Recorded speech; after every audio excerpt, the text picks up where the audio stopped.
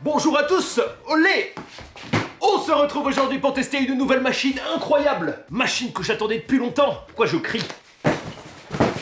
Olé! Dans ce carton les amis, nous avons enfin un déshydratateur. Un déshydrateur. Encore une fois j'ai pris la moins chère, cette machine m'a coûté 30 €. Avant d'ouvrir cette machine, on va revenir un peu sur l'histoire. À quoi ça sert un déshydrateur? Tout simplement enlever un maximum d'eau de la nourriture pour pouvoir la conserver plus longtemps. Ce qui permet une longue conservation puisqu'on enlève une énorme partie de l'humidité. Historiquement le séchage d'aliments, je vous dirais que c'est presque vieux comme l'humanité. On appelait ça d'ailleurs séchoir, ça marchait au vent, au soleil ou près d'un pôle à bois. Plein de types de séchoirs dans le monde, je vous montre le Vigno qui était fait par exemple pour sécher la morue et divers poissons. Il existe aussi des bâtiments séchoirs en pierre, par exemple.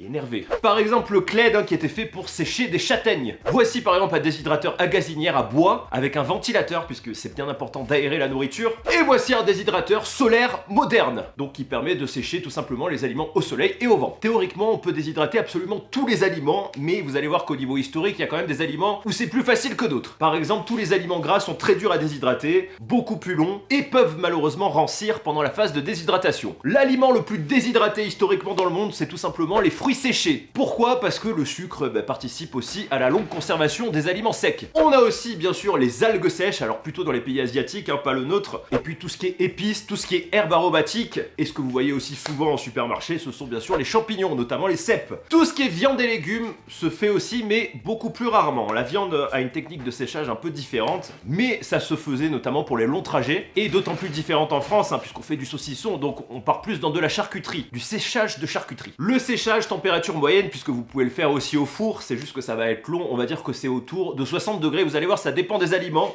j'ai tout noté. On parle beaucoup de lyophilisé sur la chaîne, voici un repas lyophilisé, de repas de survie. Quelle est la différence entre la déshydratation et la lyophilisation? Alors déjà la lyophilisation vous allez avoir du mal à la faire chez vous, c'est une technique qui est beaucoup plus complexe, qui est réservée aux industriels. La lyophilisation permet d'enlever 100%, mais vraiment 100% d'humidité et d'eau dans l'aliment, ce qui n'est pas le cas de la déshydratation, même si on s'approche des 100%. Dans le séchage on va faire simplement sécher, vous connaissez, à une certaine température, bien ventilée. Dans le lyophilisé on va congeler à très basse température, puis tout réchauffer d'un coup très fort. Je vous montre la différence au niveau de la forme. Voici des fraises lyophilisées, donc c'est tout simplement les fraises que vous voyez dans les muesli par exemple. Et voici des fraises déshydratées, donc séchées. Comme vous voyez la forme n'est pas tout à fait la même. Allez, c'est parti, on va ouvrir la machine. Avant je vous montre ce que j'ai pris. J'ai donc pris des bananes, des pommes, mandarines, courgettes, kiwis, tomates, oignons, knackis, saucisson à l'ail, chèvre, saumon, chorizo, cheddar, cheeseburger, yaourt, jambon, yaourt, nuggets potatoes, cordon bleu, poisson pané, pizza. J'espère qu'il y en aura assez. Alors pour vous ça ne change rien, mais sachez que cette vidéo va me prendre énormément de temps. Il y a certains aliments, j'ai juste regardé la notice, j'ai vu qu'il faut presque 24 à 36 heures pour le déshydrater. Ce qu'on va faire, du coup, on va commencer par les aliments les plus simples, donc les fruits, les aliments du coup les moins bons sont les plus faciles à déshydrater. Pour finir vers les trucs les plus gras qui prennent le plus de temps. Allez c'est parti, unboxing. Olé, voici les amis la bête. Alors on est sur une machine du coup à plusieurs compartiments comme vous voyez. Au niveau des prix, il n'y a pas vraiment de choses qui changent. Si vous en prenez une plus chère, en fait il y aura plus de compartiments, plus de place et on va dire plus de modes de cuisson.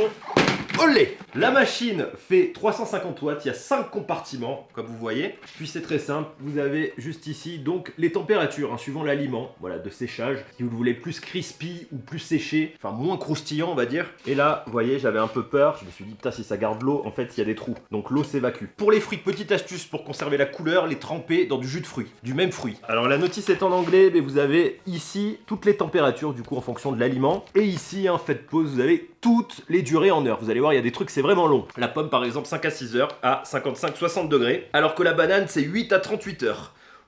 Allez, on commence. En bas, je suppose, parce qu'il y a le plus d'eau. Donc, kiwi, tomate, banane, mandarine, oignon, ail, pomme de terre, courgette.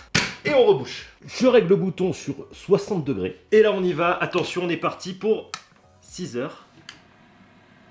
Ouais, ça ventile. Quand je mets ma main en haut, il y a de l'air qui sort, mais ça souffle fort, presque comme un ventilateur, de l'air froid. C'est marrant, qui va sûrement chauffer du coup. Alors déjà, au bout de 5 minutes, ça commence à sentir fort l'oignon et les fruits avec l'aération. On se retrouve du coup dans un petit moment pour voir comment ça avance. De retour, 4 heures plus tard, vous allez voir, ça a commencé déjà à bien sécher. Donc je pense que le timing de 6 heures annoncé est pas trop mal, peut-être 6-8 heures. Alors, pommes de terre, courgettes, vous voyez, la patate, on en est quand même loin. Par contre, au niveau de la courgette, c'est un petit peu, voilà, séché, mais c'est mou, c'est pas crispy. Les pommes sont sèches mais molles. Dans 2 heures, ça devrait être bon. L'ail est presque sec, l'oignon un peu moins. Les bananes sont vraiment pas mal. Alors le problème, c'est que ça colle un peu du coup. Et tomate kiwi, hein, on est pas mal, ça sèche bien. Mais moi, je veux vraiment du crispy, un truc bien sec. Je vais donc attendre que ce soit bien crispy. Donc je pense entre 2 et 4 heures. Et on se retrouve pour la dégustation. On se retrouve finalement au bout de 7 heures. Vous allez voir, c'est crispy. Hop, premier étage. Vous entendez au bruit, hein. On va goûter tout ça. C'est parti. Allez, premier étage. Attention, je vous montre tout ça. Alors, les tranches les plus fines sont très crispy. C'est très long. Alors, ici, j'ai une belle chips hein, de courgettes. Regardez comme c'est crispy.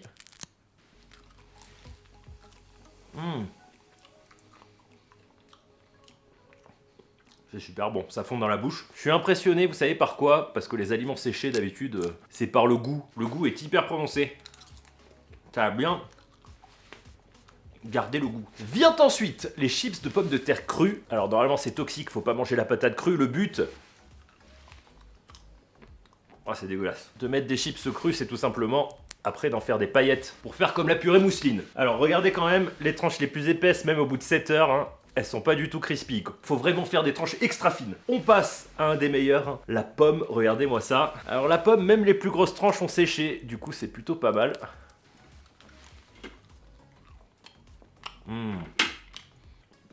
Alors vous comme moi, vous avez dû acheter des pommes séchées un jour dans le commerce. Il y a un truc qui est génial avec la machine, c'est, j'en reviens pas, c'est le goût. C'est méga sucré et c'est méga goûteux. Par rapport à celle qu'on achète dans le commerce, je pense qu'il doit avoir une technique peut-être plus rentable pour eux que de sécher pendant 8 heures. Mais là, ça a gardé vraiment toutes les saveurs. Et c'est croquant.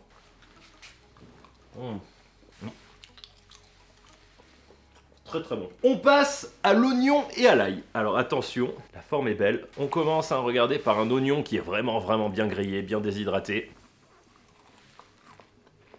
Waouh. Alors ça c'est le meilleur. Ça fait penser à l'oignon frit, vous savez qu'on met dessus, sauf qu'il est pas frit, il est pas gras. L'oignon c'est un délice. Je pensais pas qu'il aurait séché autant. Et on enchaîne du coup par l'ail. Alors l'ail est aussi crispy.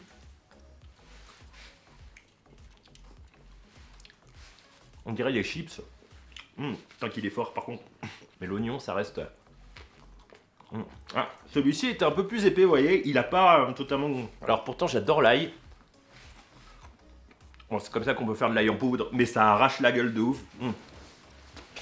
En tout cas, l'oignon, c'est top. Vraiment top.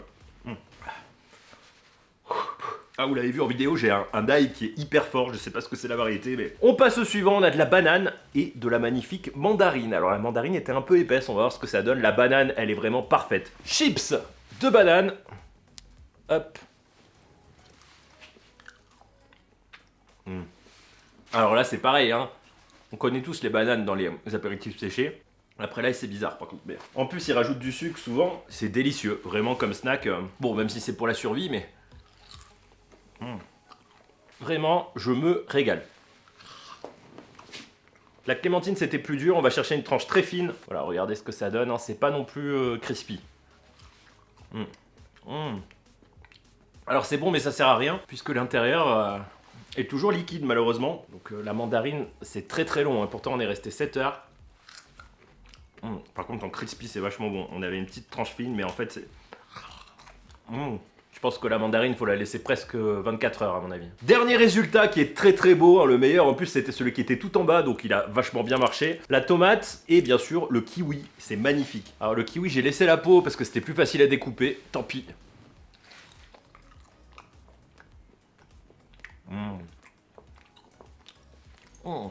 Alors, le kiwi était assez acide, mais regardez la taille des tranches, hein, j'ai vraiment fait des chips. Ça a pris 7 heures. La tomate, je suis impressionné parce que c'est plein d'eau et pourtant elle a extrêmement bien marché. Donc il reste plus grand chose par contre, mais...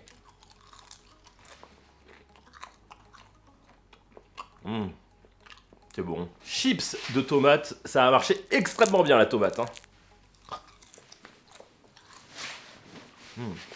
On va passer du coup au test suivant qui va nous prendre beaucoup plus de temps. On part sur des aliments plus complexes mais pas très gras. Pour finir avec les aliments les plus gras puisque c'est ce qui va mettre le plus de temps. On part sur un gâteau au chocolat ravioli. Ils sont pré-cuits. Un petit thon choucroute, champignons cornichons, yaourt à la poire au bifidus. On finit par un saumon bacon fumé. On va mettre au max 70 degrés. Go! Je vais donc le laisser toute la nuit, là il est actuellement 18h. Alors c'est un peu bruyant quand même. Là je l'ai mis dans mon salon, donc derrière la caméra, sur la table. Oui, c'est là que je la range. Je vous avoue, je vais pas dormir de la nuit. Faut que je trouve un endroit. On se retrouve du coup dans 12h ou 14h. Tout dépend si le film de ce soir est bien à la télé. Allez, je vous dis du coup à tout de suite. Et rebonjour, bon matin à tous. Alors vous allez voir, le résultat est impressionnant. Je me suis levé pisser la nuit et c'était quasiment déjà le même résultat que ça, vers minuit. Alors je vous explique pourquoi, j'ai compris. Contrairement à la première fournée, on avait des aliments qui étaient plus séparés, plus aérés et du coup ça allait vachement plus vite. Regardez, c'est incroyable. Les cornichons sont carrément passés à travers les trous, vous allez voir. On commence par le premier étage, le saumon bacon, hein, il est vraiment, mais vraiment magnifique. Il est dur comme du bois. À table. Alors à noter que le bacon était déjà pré-cuit, c'est un truc espagnol, un peu du bacon fumé. Et regardez, hein, c'est de la chips. Bon appétit.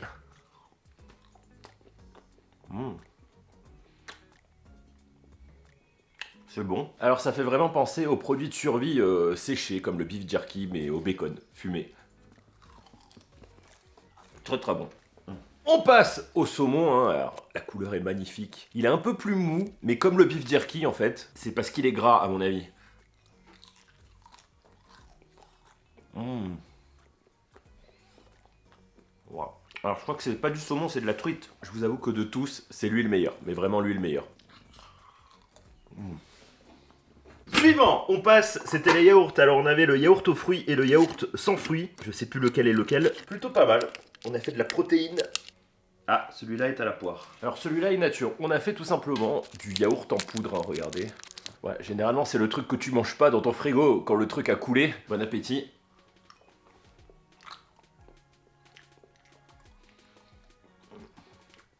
Oh, c'est très bizarre. Wow. Ça colle légèrement, c'est pâteux. C'est très acide, ça c'est celui à la poire. Voilà, plus qu'à le mixer, à le réduire en poudre. On a de la paillette de lait.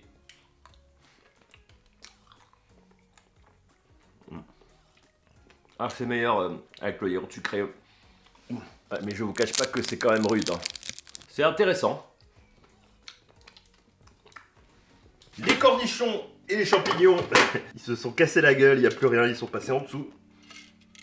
On a le thé, la choucroute, et enfin nos petits raviolis et notre gâteau lyophilisé. Et tous les cornichons et champignons que je vais récupérer. Bon, les cornichons, ça vaut pas le coup, hein, vu ce qui reste. Je sais pas si l'aspect calorique est très intéressant, hein. Là vous avez juste un cornichon. C'est pour ça qu'on les laisse dans de la saumure. On va goûter un cornichon entier. Bon appétit.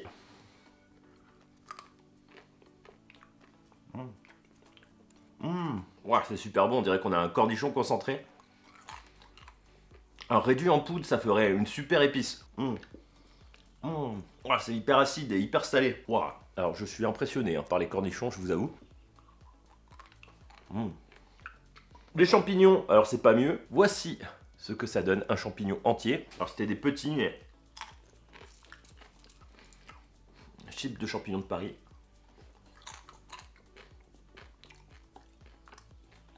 Alors ça fait penser au truc qu'on a dans les nouilles, vous savez, instantané. C'est pas mauvais, c'est bon, intéressant. On passe les amis à la choucroute, regardez-moi ça, et au morceau de thon qu'il y a juste ici. Je suis impressionné, la machine marche vraiment très bien, il suffit juste d'espacer un peu les aliments. Parce que le problème quand on met des fruits, on met des rondelles et ça bloque un peu l'air. Donc il faudrait peut-être à la limite une grosse machine, beaucoup plus grosse et plus espacée. Bon appétit. Alors c'est marrant de sécher des plats déjà cuits, c'est super bon, vraiment super bon. C'est de la choucroute en chips, c'est super bon, vraiment je me régale. Au niveau du thon, il a bien séché, c'est pareil on dirait... Ah, les morceaux de poisson dans les nouilles asiatiques. Waouh, on dirait un crouton de thon. Oh, le thon c'est super bon. Bah écoutez, cette petite machine, elle est vraiment bien. On passe à des trucs plus gros, les raviolis et les gâteaux au chocolat que j'avais mis juste en dessous. Alors ce sont des raviolis coréens que j'avais fait pré-cuire. C'est resté un tout petit peu mou à l'intérieur, mais...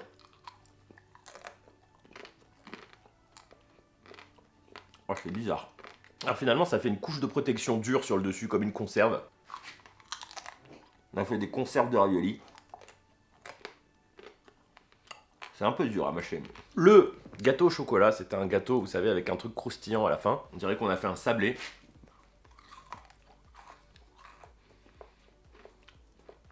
Comme quand tu laisses un gâteau trop durcir. Mais c'est bon. Alors c'est génial, ça concentre toutes les saveurs. Hâte de tester le burger. Ouais, ça c'était un peu gras, liquide, très sucré. Ça nous a fait un sablé dur. Allez, on va passer à la pizza, au burger, aux aliments avancés. On commence par un magnifique burger potatoes qu'on va mettre tout en bas, hein, c'est vraiment magnifique. On enchaîne par un nuggets cordon bleu, j'ai tout fait pré-cuire bien sûr, suivi d'un poisson pané et pizza, suivi d'un magnifique cheddar tostinet de chèvre, pour finir par un chorizo saucisson à l'ail. Je pense qu'il y en a pour la journée, mais ça va être bon. Allez, on va mettre du lourd, on va y aller à 70, go! Alors j'ai coupé certains aliments en tranches, d'autres sont assez épais, donc à mon avis ça va prendre quand même du temps. J'ai essayé de bien les espacer, on se retrouve sûrement ce soir, mais pour vous, c'est tout de suite. Allez à table.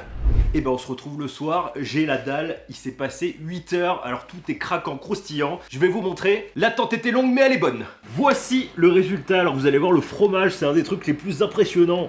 Tout est dur comme du bois. On arrête.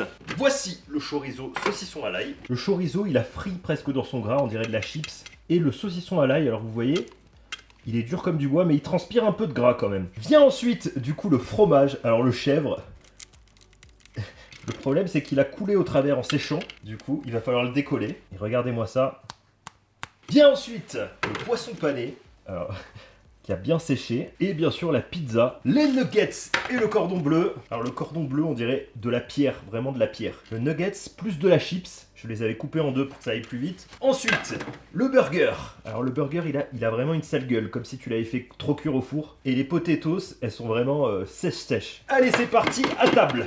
Allez, on va enfin pouvoir faire un petit bilan de cette machine. On va commencer par le chorizo, les chips de chorizo. Effectivement, c'est un peu compliqué, regardez, sur tout ce qui est gras. Parce que le gras s'imbibe quand même. Bon appétit.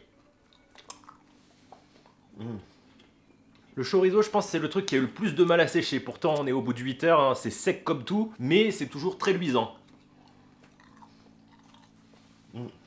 C'est pas très intéressant sur tout ce qui est gras, parce que ça fait un peu comme si on l'avait fait cuire à la poêle. Au final, regardez, ça fait des chips, mais c'est pas l'utilisation de base. Alors par contre, c'est bon, hein, sur le saucisson à l'ail. On passe au fromage, hein, dont le but est du coup de faire de la poudre de fromage pour la conserver. Alors ce qui a le mieux marché, oh là là, mais on peut pas le décoller, c'est le chèvre. Voilà, regardez-moi ça, hein. On a vraiment une feuille de chèvre crispy. Alors on en perd la moitié malheureusement, mais on pourrait le réduire en poudre pour en mettre sur des chips. Regardez la gueule du chèvre quoi. C'est vachement bon les chips de chèvre. Au final on voit que même si le chèvre est très coulant, bah, il est pas très gras parce qu'il sèche très bien une fois qu'il n'y a plus d'eau. Ce qui n'est pas le cas de ce fromage cheddar industriel, puisqu'il est un petit peu moins chipsé. Enfin, quoique.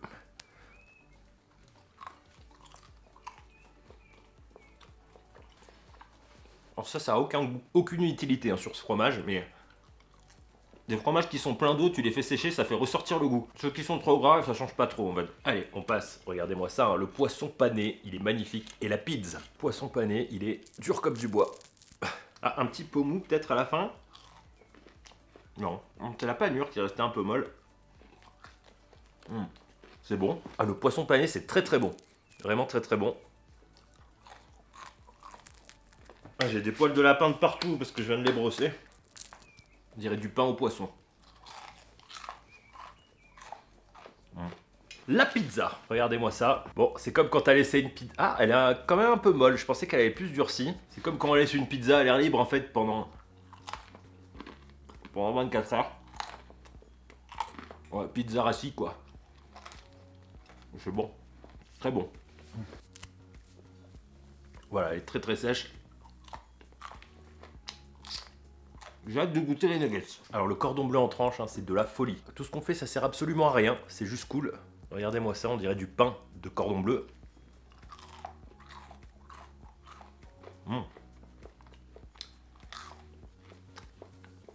C'est très bon, on dirait du cordon bleu qu'on a mis trop longtemps au four en fait, mais sauf qu'il n'est pas cramé.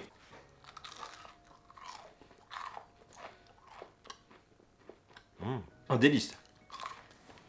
Alors le nuggets, le résultat est pas si ouf que ça. Je pense parce qu'ils mettent pas mal de produits, vous savez, pour garder l'humidité à l'intérieur aussi. Ah, j'ai des poils de lapin partout. Ils sont en train de muer en ce moment. Anna va bien, elle mange, elle tient le coup. Bon appétit. Je suis un peu déçu des nuggets, ils sont restés un peu mous. Regardez dedans. Je pense qu'on peut pas avoir mieux malheureusement. C'est pas logique alors qu'ils sont plus fins que le cordon bleu. On passe au meilleur, les potatoes. Alors elles ont bien durci et bien sûr le burger. La potatoes elle est dure comme du bois. C'est tout sec dedans.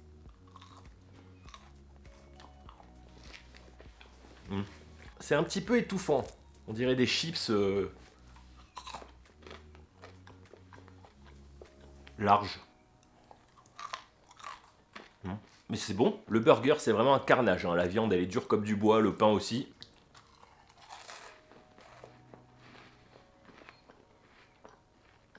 On dirait une biscotte burger. Ça m'a aspiré toute la salive de la bouche. Alors par contre, c'est un délice.